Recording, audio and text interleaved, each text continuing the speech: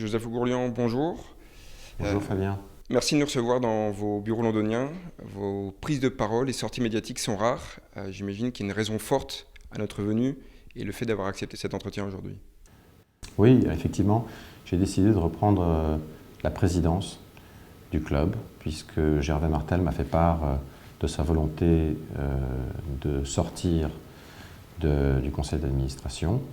J'en ai pris acte et on a profité de ces changements pour reformer le conseil d'administration, de le restreindre autour de 5 personnes.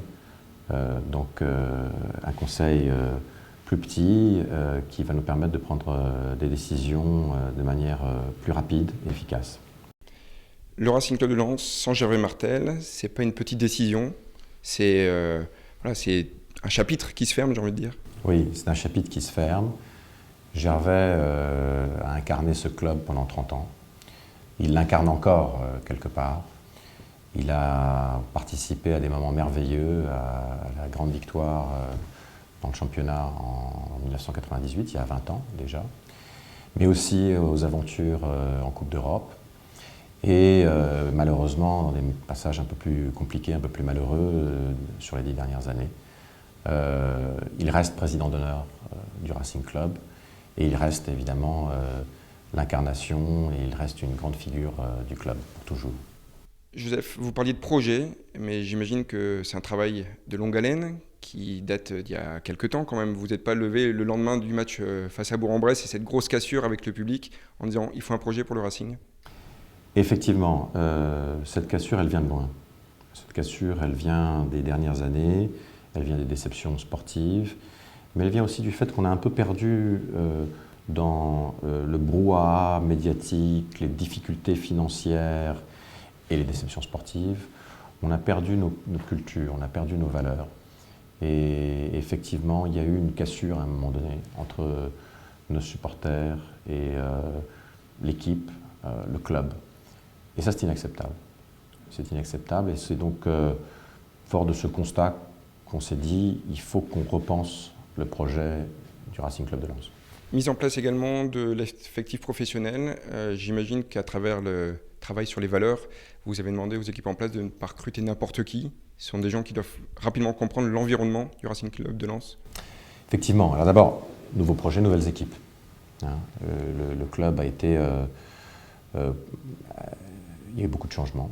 On a changé le directeur sportif, on a changé le directeur général, on a changé pas mal de gens au niveau de l'administratif. Et à partir de là, on espère pouvoir dérouler ce projet dont l'ambition première reste de retourner en L1. Retourner en Ligue 1, c'est finalement facile à dire. Mais voilà, ce sera la conséquence de tous les efforts qui vont être faits à travers votre projet, c'est ça? Oui, on a appris quelque chose d'important cette année. C'est que c'est bien beau d'avoir les budgets, c'est bien beau de mettre l'argent, mais ça ne suffit pas. On a fait un certain nombre d'erreurs de jugement.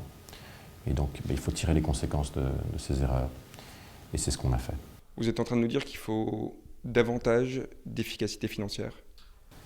Malheureusement, ce club est en L2.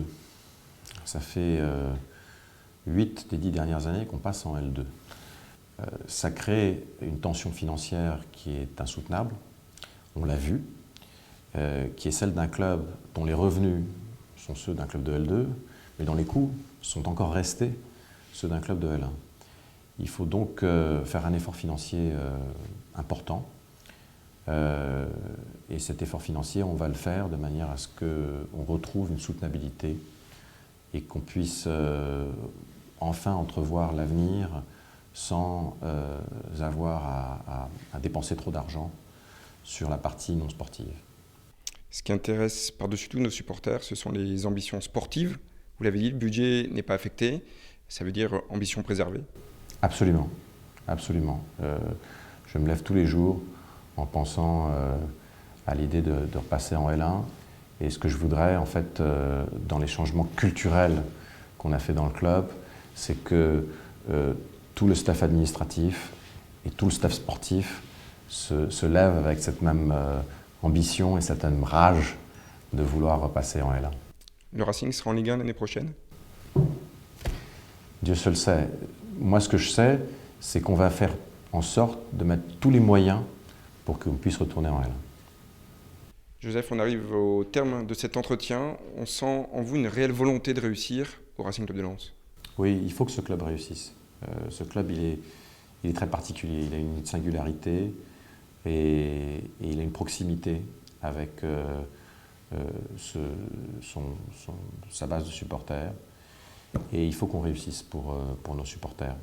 Ce club représente tout un peuple, le peuple du nord de France. Je sais bien qu'il y a d'autres clubs dans la région, mais je crois qu'on est vraiment l'incarnation de toute une région. Et on se doit de réussir pour tous ces gens qui ont mis tellement de fierté dans ce club. Le dernier mot vous appartient. Libre à vous. Je suis fier d'être lensois.